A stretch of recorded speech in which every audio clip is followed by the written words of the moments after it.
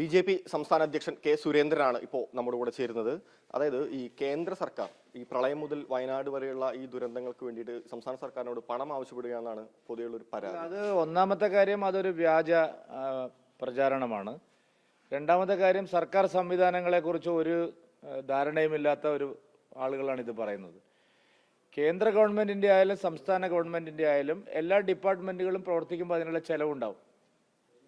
ഇപ്പോൾ കേരളത്തിൽ റവന്യൂ വകുപ്പിലേക്ക് വൈദ്യുതി വകുപ്പ് അധികം കറണ്ട് കൊടുക്കുകയാണെങ്കിൽ കറണ്ട് ചാർജ് ആ വകുപ്പ് ഈടാക്കും.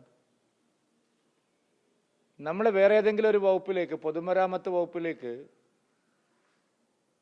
അധികം വെള്ളം കൊടുക്കുകയാണെന്ന് വിചാരിച്ചോ, വെള്ളക്കരം അവർ ഈടാക്കും.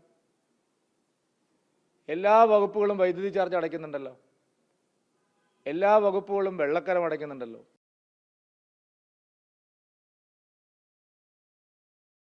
ഇപ്പം FCI അരി കൊടുക്കുമ്പോൾ അതിനുള്ള കാശ് FCI വാങ്ങിക്കും, ഭക്ഷ്യവകുപ്പ് അത് വാങ്ങിക്കും. ഇത് തന്നെയാണ് കേന്ദ്രത്തിലുള്ളത്. നമ്മുടെ നികുതിപ്പണം തന്നെയാണ്, ജനങ്ങളുടെ നികുതിപ്പണം ഉപയോഗിച്ചിട്ടാണ് ഹെലികോപ്റ്ററുകൾ പറക്കുന്നത്. ജനങ്ങളുടെ നികുതിപ്പണം ഉപയോഗിച്ചുകൊണ്ടാണ് ഓരോ ഡിപ്പാർട്ട്മെൻറ്റിലെയും യന്ത്രസാമഗ്രികൾ പ്രവർത്തിപ്പിക്കുന്നത്. അപ്പോൾ അതാത് ഡിപ്പാർട്ട്മെൻറ്റുകൾ അതിനുള്ള പണം ഈടാക്കും. അത് പ്രധാനമന്ത്രി യാത്ര ചെയ്താലും രാഷ്ട്രപതി യാത്ര ചെയ്താലും വിമാനക്കൂലി എയർഫോഴ്സാണ് കൊടുക്കുന്നതെങ്കിൽ അവർക്ക് കൊടുക്കണം. ഇത് നമ്മുടെ നാട്ടിലുള്ള സംവിധാനങ്ങളെല്ലാം ഇങ്ങനെയാണ്. കേരളത്തിനോട് എന്തോ അധികം ചോദിക്കുന്നു എന്നുള്ള ഒരു തെറ്റായ പ്രചരണമാണ് നടക്കുന്നത്. യഥാർത്ഥത്തിൽ വയനാട് പുനരധിവാസ പാക്കേജിലോ വയനാടിൻ്റെ ആവശ്യങ്ങൾക്ക് വേണ്ടിയിട്ടുള്ള SDRF ഫണ്ടിലേക്കൊക്കെ പണം കിട്ടുമ്പോൾ ഈ ആവശ്യങ്ങൾ കൂടിയുള്ള പണമാണ് അവർ ചോദിക്കേണ്ടത്. അല്ലാതെ കഴിഞ്ഞ 10 വർഷമായിട്ട് ഞങ്ങൾ കുടിശ്ശിക തീർക്കുന്നില്ല, ഇത് ഇന്നത്തെ വയനാട് ദുരന്തത്തിൻ്റെ പേരിലുണ്ടായ കുടിശ്ശികയല്ല, എത്രയോ വർഷങ്ങളായിട്ടുള്ള കുടിശ്ശികയാണ്. അപ്പോൾ അതുകൊണ്ട് ഇതൊരു വ്യാജ പ്രചരണമാണ്. സർക്കാർ സംവിധാനങ്ങളെക്കുറിച്ച് അറിയുന്ന ആരും ഇത്തരം പ്രചരണം വിശ്വസിക്കില്ല. പക്ഷെ നിർഭാഗ്യവശാൽ ചില മാധ്യമങ്ങളാണ് ഇന്ന് ഇങ്ങനത്തെ ഒരു കള്ള വാർത്ത, ഒരു പ്രധാനപ്പെട്ട പത്രത്തിലെ 1-ാം പേജിലാണ് ഇങ്ങനെയൊരു വ്യാജ വാർത്ത വന്നിരിക്കുന്നത്.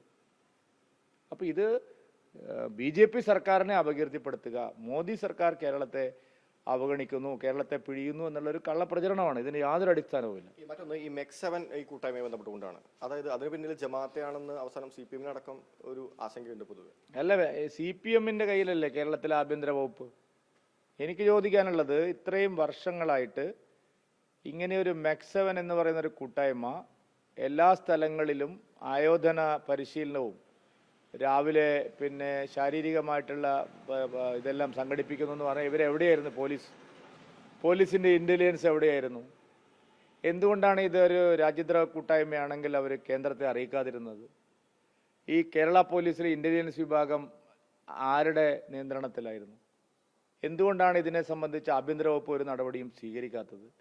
ദേശസുരക്ഷയെ ബാധിക്കുന്ന ഒരു പ്രശ്നമായിട്ട് ഇപ്പോൾ പിന്നെ CPM പറയാണ്.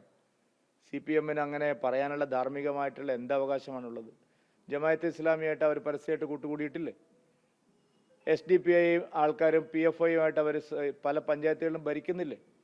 അപ്പോൾ UDF-ഉം LDF-ഉമാണ് മതഭീകരവാദികളെ കേരളത്തിൽ വളർത്തിയിട്ടുള്ളത്. PFI നിരോധനത്തിന് ശേഷം അവരുടെ അനുയായികളെല്ലാം ഒന്നുകിൽ ലീഗിലേക്ക് പോയി അല്ലെങ്കിൽ DYFI-യിലേക്ക് പോയി. ഈ രണ്ട് മുന്നണികളും PFI നിരോധനത്തിന് ശേഷം അവരെ അനുയായികളെ റിക്രൂട്ട് ചെയ്യുന്നുള്ള തിരക്കിലാണ്. MEC7 ഒരു അപകടം തന്നെയാണ്, അതിനെ അംഗീകരിക്കുന്നു.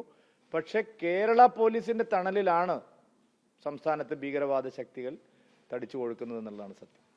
എന്തായാലും ഈ കേരള പോലീസിന്റെ തണലിൽ തന്നെയാണ് സംസ്ഥാനത്ത് ഭീകരവാദികൾ തടിച്ചു കൊഴുക്കുന്നത് തന്നെയാണ് അല്പസമയം മുമ്പ് അധ്യക്ഷൻ കെ. സുരേന്ദ്രൻ വ്യക്തമാക്കിയത്. ഇത്തരത്തിലൊരു ആശങ്കയുണ്ടായിരുന്നെങ്കിൽ എന്തുകൊണ്ട് അത് കേന്ദ്രത്തിനെ അറിയിച്ചില്ലെന്നും കെ. സുരേന്ദ്രൻ ചോദിക്കുന്നു.